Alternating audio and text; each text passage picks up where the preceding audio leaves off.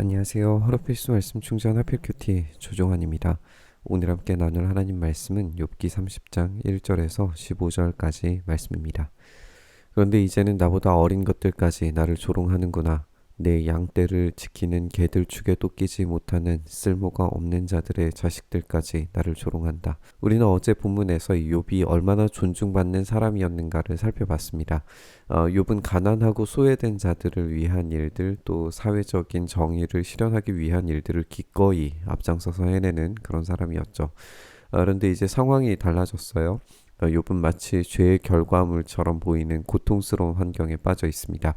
그러자 욥을 향해서 달려드는 자들이 생겼습니다. 이들은 이전에는 결코 가까이조차 하지 못했던 자들, 이 양떼를 지키는 개들 축에도 끼지 못하는 자들이었다라고 설명하고 있습니다.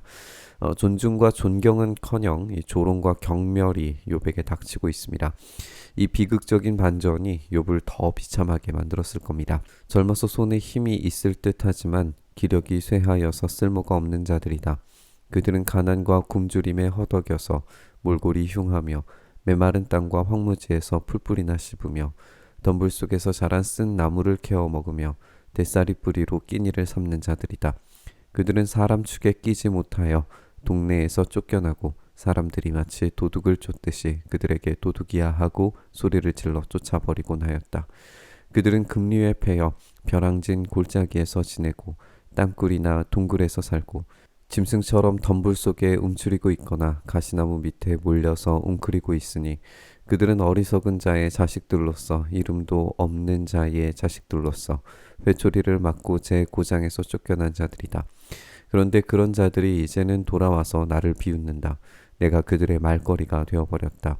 그들은 나를 꺼려 멀리하며 마주치기라도 하면 서슴지 않고 침을 뱉는다. 지금 욥에게 비난과 조롱을 쏟아내는 자들을 설명합니다. 그들은 그야말로 하류 인생 하찮은 자들입니다. 그들은 마치 시골개와 마찬가지로 아무 곳에서나 먹고 자고 돌아다니는 이 고대의 노숙자들로 표현됩니다.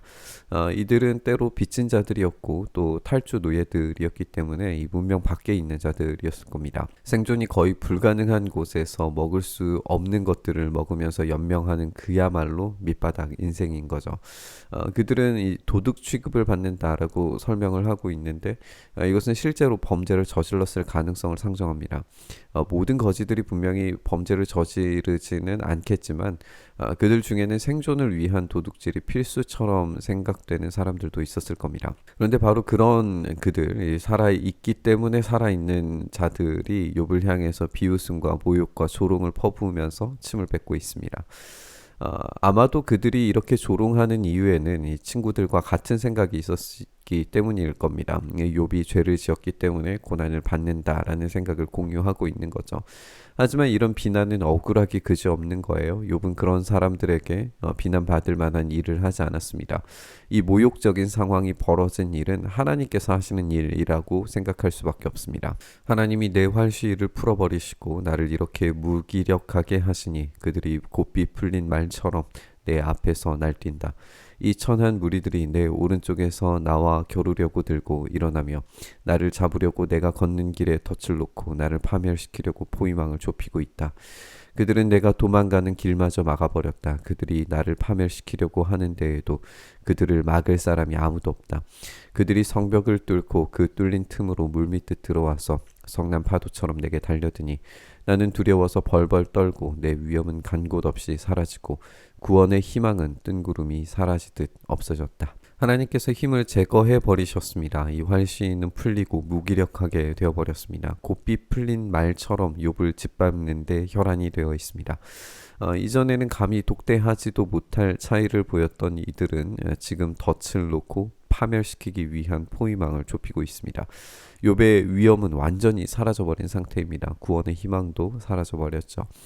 이 비참한 상태는 이 둘러싸고 있는 비참한 자들이 벌이는 공격에서 더 증폭이 됩니다. 존귀한 욥에 대한 비참한 자들의 공격은 강한 자에게 약하고 약자에게 강한 이 비루하기 짝이 없는 모습입니다.